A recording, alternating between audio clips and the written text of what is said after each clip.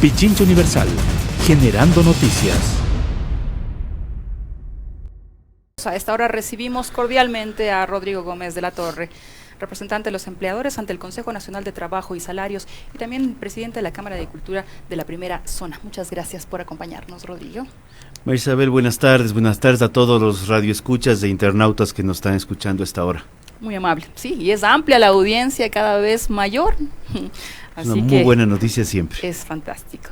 Bueno, gremios empresariales representados por el presidente de la Cámara de Comercio de Guayaquil, Pablo Arosemena, entregaron el 29 de mayo de 2019 al presidente de la Asamblea Nacional el proyecto de reformas laborales. ¿Cómo es que ya ha venido a ajustarse a llegar a determinados consensos para entregar qué al país con lo que se espera evidentemente de acomodo de fuerzas, correlación de fuerzas en la Asamblea? Los votos necesarios que requiere la reforma. Creo que es importante reconocer que el Ecuador requiere una reforma laboral. La realidad, la queramos ver y queramos mover las cifras como nos guste, la realidad es que hay un 62% de la población económicamente activa sin empleo pleno y por ende ese mismo 62% no está cotizando en la seguridad social.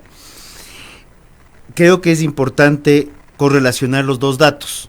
En el momento que el empleo pleno crece, la seguridad social, los afiliados también se incrementan y también le damos sostenibilidad al Instituto Ecuatoriano. O sea, no podemos pensar en un lado sin el otro, son dos patas de una misma estructura. El 15 de mayo se llegó a un acuerdo en el Consejo Nacional de Trabajo y Salarios, que es el ente máximo de política laboral a nivel nacional y avalado por la Organización Internacional del Trabajo. Posterior a ello, Pablo Arosemena ha planteado una serie de propuestas bastante alineadas a las mismas, añadiendo otros temas que son necesarios para ponerlos sobre la mesa en el debate y que también están dentro del debate del Consejo.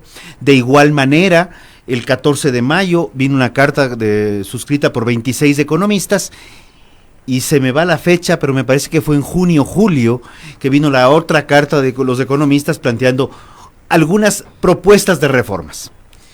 Todas estas propuestas deben pasar por el Consejo Nacional del Trabajo, en donde está el órgano tripartito. Hay trabajadores, hay empleadores, está gobierno, están las principales centrales sindicales representadas, y la idea es construir soluciones para un mejor país, pensando en que hay que reconocer que si bien el código data del año 38, las formas del trabajo, las nuevas estructuras laborales, las nuevas formas de pensar, tanto de empleadores como de trabajadores han cambiado, y la dinámica laboral del siglo XXI es muy distinta a la de la primera mitad del siglo pasado.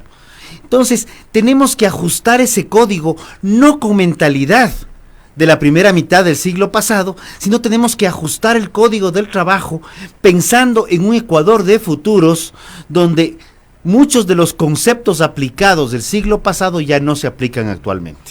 Ahora hay sindicatos que desconocen la representación de la CUT, de algunos otros que están haciendo las veces de representantes de los trabajadores y han dicho que van a movilizarse, que van a resistirse a estos cambios que se han anunciado y que más bien es un retroceso y no un avance lo que se está generando en el sentido de, por ejemplo, flexibilizar el número de horas, las 40 semanales, a 6 días.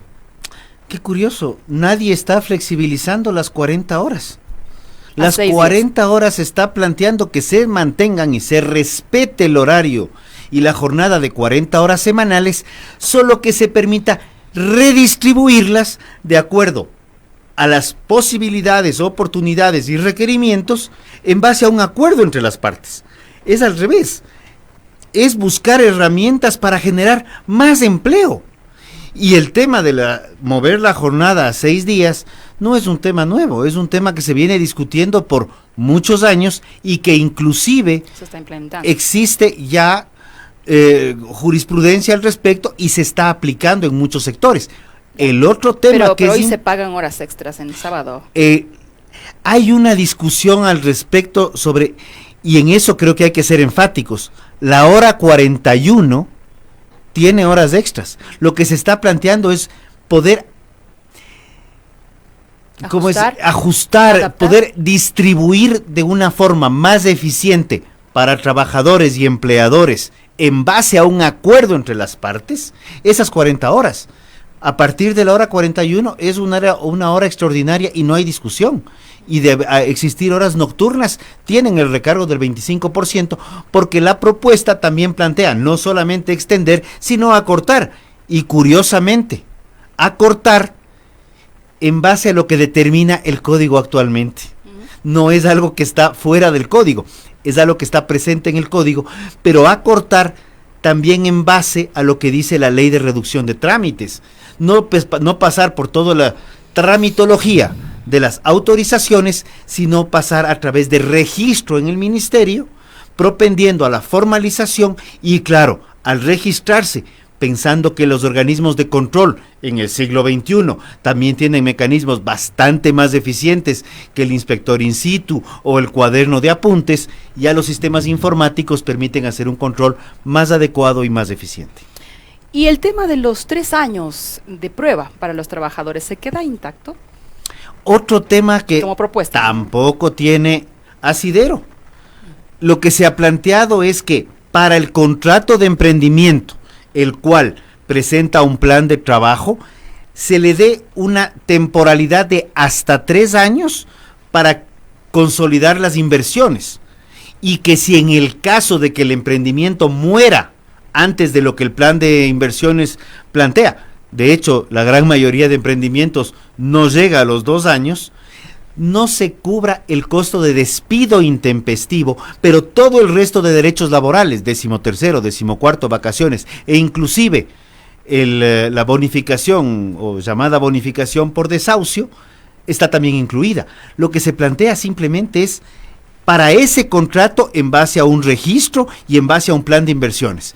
No hay tal contrato a prueba a 3 años plazo. Ya, eso suena razonable, pero cuando le preguntamos a Patricio Alarcón el día de ayer, él nos dijo que eso no solamente es para emprendimientos, porque eso atenta contra la libertad. Y por tanto, las empresas grandes también podrían aplicar el principio. Eso se aplica para emprendimientos, y entendiendo que el emprendimiento es una inversión de riesgo, también implica para nuevas inversiones.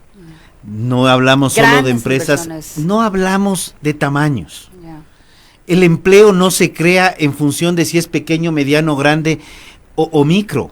Pero si vienen grandes capitales y tienen la posibilidad de poner un capital alto de riesgo, no es lo mismo con un emprendedor que está comenzando. Topemos ¿no? el tema más sensible A de ver. todos y polémico, minería.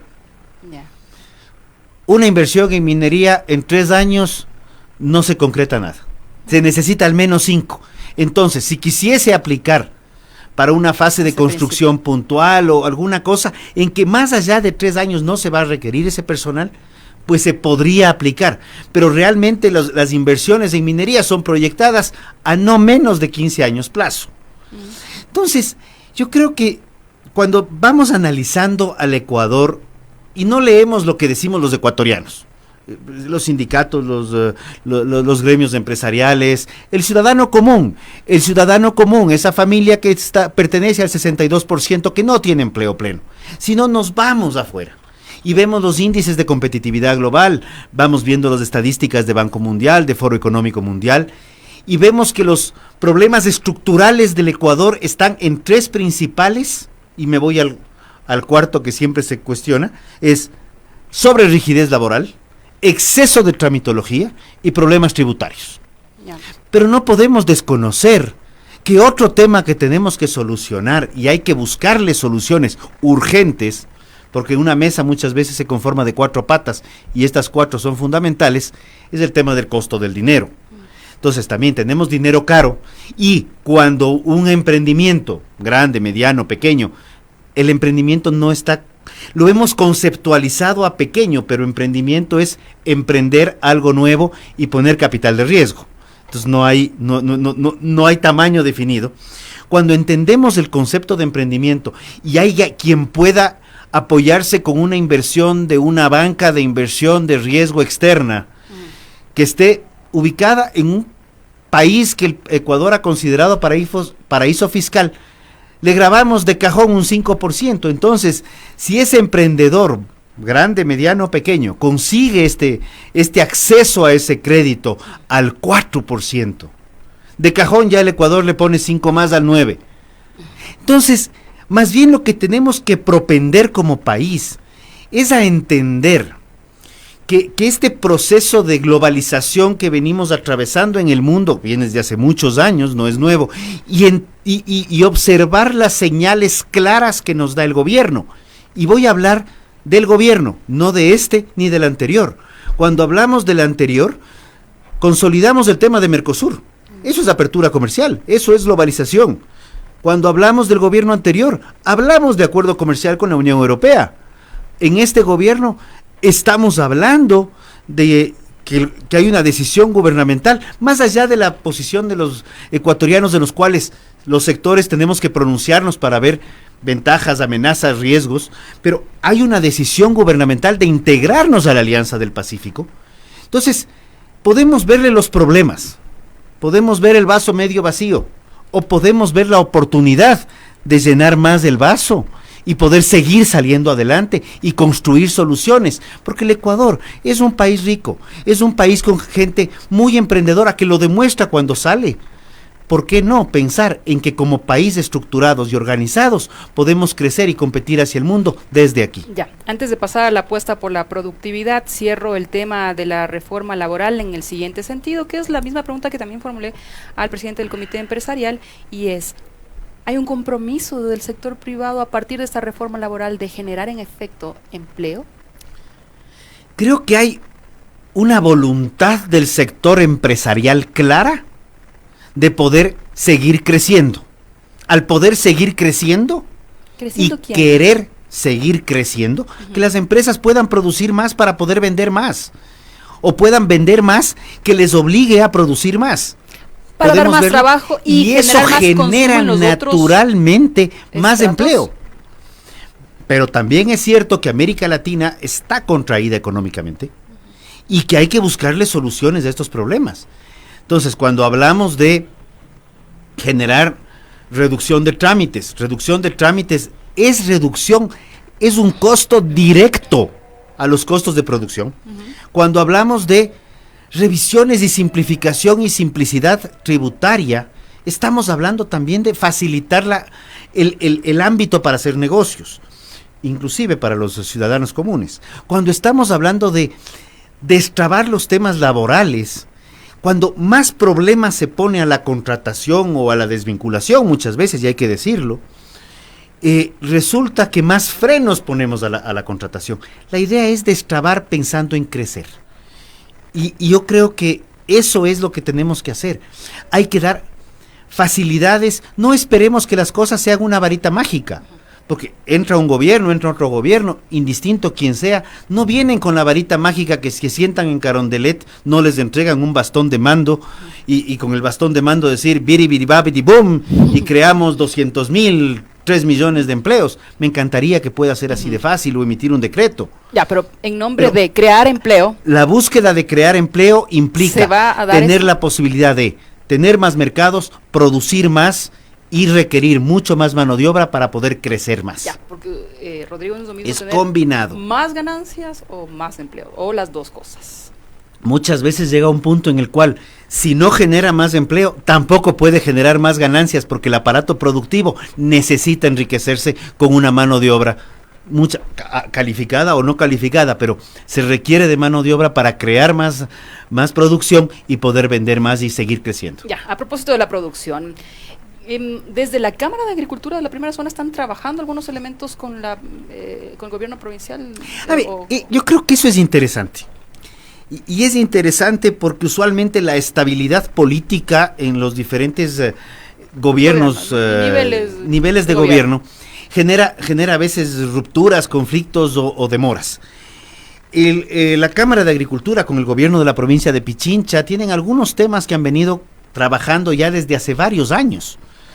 Más bien ha sido un gusto ver que, más allá de lo que haya sucedido en el ámbito de lo político, dentro de las estructuras técnicas, dentro de los temas estructurales de la producción, hemos podido mantener una línea de continuidad.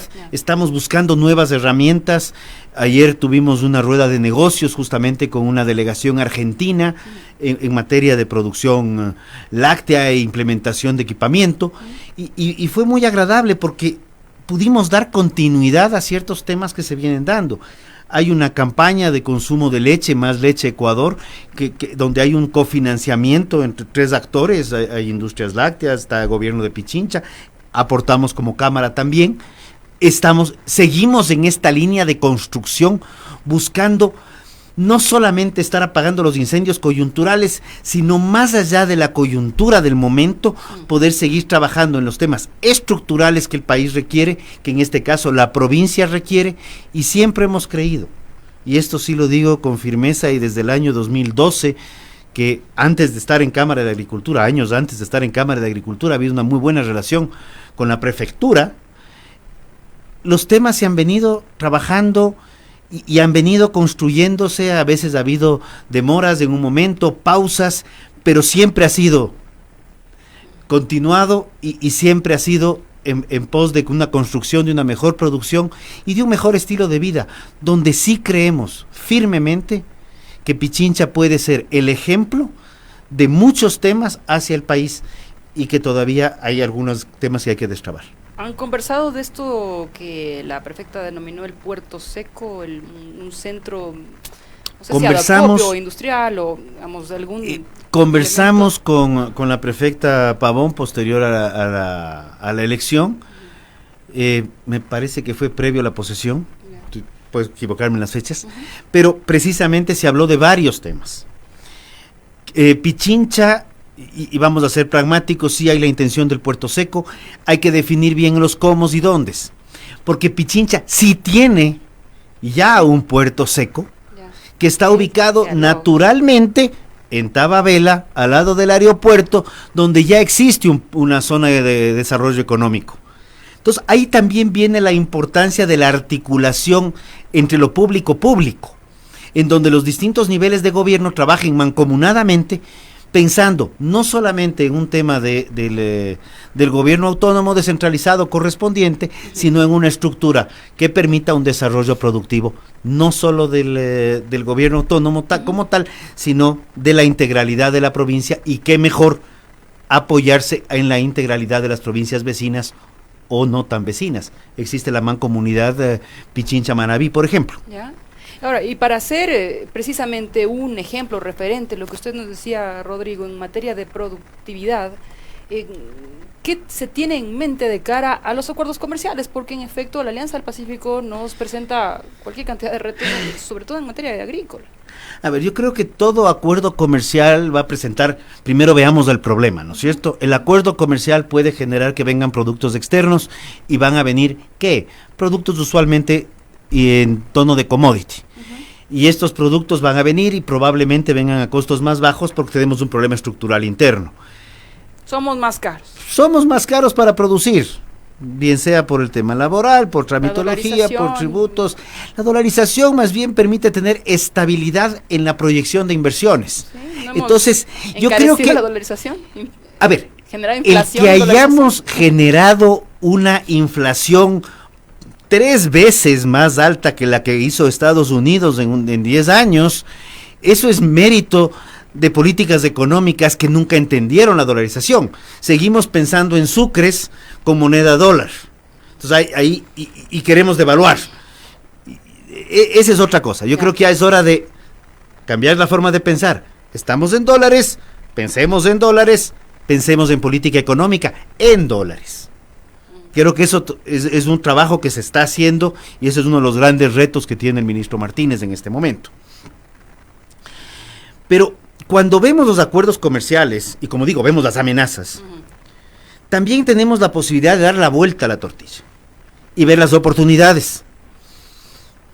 Me voy a salir de Pichincha un ratito y me voy a Ambato, y Ambato, la ciudad de las flores y las frutas, y vemos qué flores y qué frutas, y si me enfoco en frutas, vemos que estamos importando mucha fruta, que se produce en Ambato también, pero vemos mucha fruta que se produce en la zona de Tungurahua, en Ambato, en Ceballos, en Patate, que no se produce fuera del país. Entonces, en vez de producir y competir con los de afuera, lo mismo que estamos trayendo o lo mismo que está llegando, ¿por qué no comenzamos a producir lo que los otros no producen y entramos a producción diferenciada? Esos duraznos que son guaitambos se Los llaman. guaitambos. ¿Dónde más hay guaitambos? De hecho, es interesante, el guaitambo o es el abridor. El abridor, claro. Se parece a un durazno, pero es de carne blanca. Y se abre con la mano y es una delicia. Hay muy poquito. ¿Por qué no potenciar esa producción? Y mucho potenciar esa producción probablemente será trabajar en los huertos que existen, recuperando los árboles frutales, no solo sembrando y esperando a que crezcan. Cuando hablamos de Carchi, y ya voy a llegar a Pichincha, cuando hablamos de Carchi como cámara... Todo esto es primera zona, ¿no es cierto? Estamos hablando de primera zona. Primera zona. Cuando hablamos de Carchi estamos hablando de un proyecto que conceptualmente nació hace más o menos 10 años, hace 7 se lo retomó, hace 4 volvió a aparecer y hace 2 se lo fue concretando, que es un queso amasado carchense, crear una denominación de origen protegido. Claro, el queso amasado carchense será con leche del Carchi, del Valle del Carchi, con estas características, con estas condiciones, con esta receta. Estamos trabajando en esa parte. Sí, lamentablemente no será con leche de otras provincias o de otros sectores, pero eso es lo que se llama una denominación de origen. Hemos conversado con el viceprefecto precisamente para buscar este tipo de diferenciaciones para Pichincha. Yeah.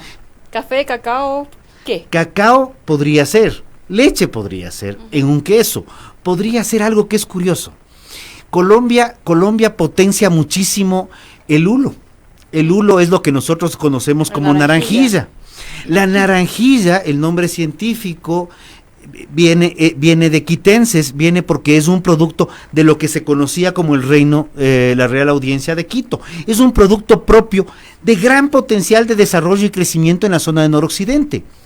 En la zona de noroccidente hay otra fruta que tiene un aroma maravilloso, complicada de procesar, hay que procesarla in situ, se llama el arazá.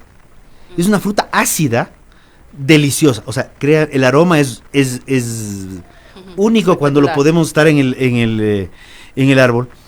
Pero, ¿por qué no trabajar? En vez de trabajar en productos que son muy comunes, papas, arroz, ¿por qué no trabajar, si queremos trabajar en papas? ¿Por qué no trabajar en papas? Pero no trabajemos en el proyecto veamos el proyecto exitoso agroexportador que tiene Kiwa, papas andinas.